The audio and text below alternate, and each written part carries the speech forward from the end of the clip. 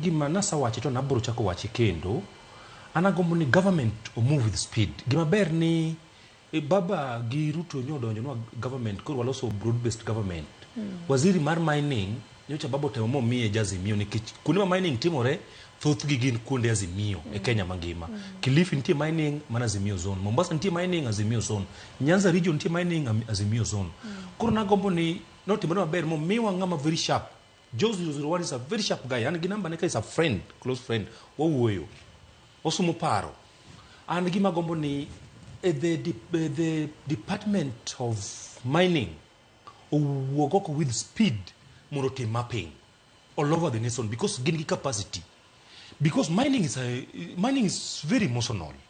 But kono kagisa work ma government of the oringo the team mapping all over Kenya. For example, Kanaro go down, Magibiru Muguri County. Achaka naro go down to Nyatike, timo mapping, ng'eyo ni okay, watimo mapping, area makama, nigiji makama, area makama, nigiji makama, nikech gin gi geologist report.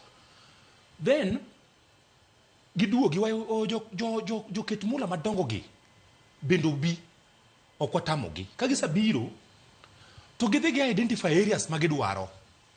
Kech ng'ato bing'eni ko biro modonjo Kenya ka, nyiso ni ati, okonyal bire ni nyako bimo ongeni ato to kai madwaro.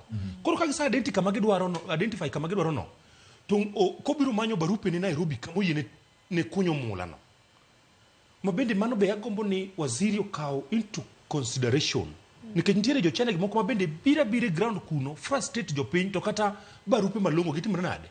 Gionge ko kagisa miyo mana officers moko pesa matin to gin gibiro gitima gik moko. Koro agombo ni investors mabiro gi government o tap gi itemo wacho ni nitiere corruption bende mujo bende nyaka manyaka ng'i kendo deep. Then an aja ng'at mo kada biro anyiso interest Nyatike. Koro government onego nyisa ni okay nyiso interest Nyatike kelno nena area minyisa interest no. Donge ng'eni ng'ani biro kawo surveyor mare obiro dhi godo kamo nyiso kamo dwaro no mod okotero gini e ministry to gigo kobedo login automatically nikech ministry no satimo mapping obiro ng'eni area mo login ma area mar Matanda ni kagi ng'iyo data gido kama Matanda nigi dhana 3,000. Koro is the ministry to advise these people accordingly aka enwaso ilete ne small scale miners kata artisanals. Koro chakidhi identify kama chielo. To kama machielo ng'ato dhi identify for example Tok God Mirema ng'ato dhi identify to kago wuno simu kocha maonge jopiny. To kama mensi ni akwang'yo data wani akaonge jopiny kare in gime team follow this procedure mondo iket gigi nigi e cadastre mondo waissue gi mining license idhi tima ng'owa mining. Aparo ni gino biro tiko conflict of interest. To for example George Bati nitiere telling mane wasungo timo negikete chemical ma jopiny ok nyal yude gimoro. En telling manasa koni en telling ma worth 1.2 trillion tons obedo heaped maduong' karamar Makalda kanyo. Ka investor moro biro madwa biro time nikech japinyo capacity mar time is upon the ministry mondo gibi a ground giluongo jopiny through their leaders gi team public participation gingi kaka gidwa miyo ng'ano license ng'ama biro time ni to ng'ano make sure ni at least plant mare mo erect ni bendo keti kama chigni gi piny mai kaka nikoro ma igolo mwandu San Martin titero oger kampuni Vihiga. Nyiso ni jo area no onge gima gi benefit completely. Koro Sirkal obito at least gikaw paro kuom jopiny twariwo paro to then wambe in such initiative we will support. All right. George Bati. Koro kati ko to di yie na kosang chaki mia thulu ma onge thulu ma mi kendo ura kopone ma wacho ni my point of order ni mogik koro inyalo kawe ka mondo som kamano George Bati. Yes. Katieko I want it to be on record.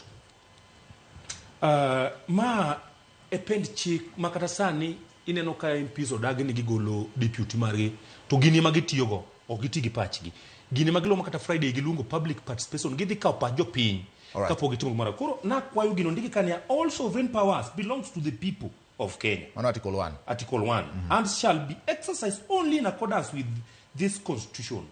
Part 2, the people may exercise their sovereign power either directly or indirectly.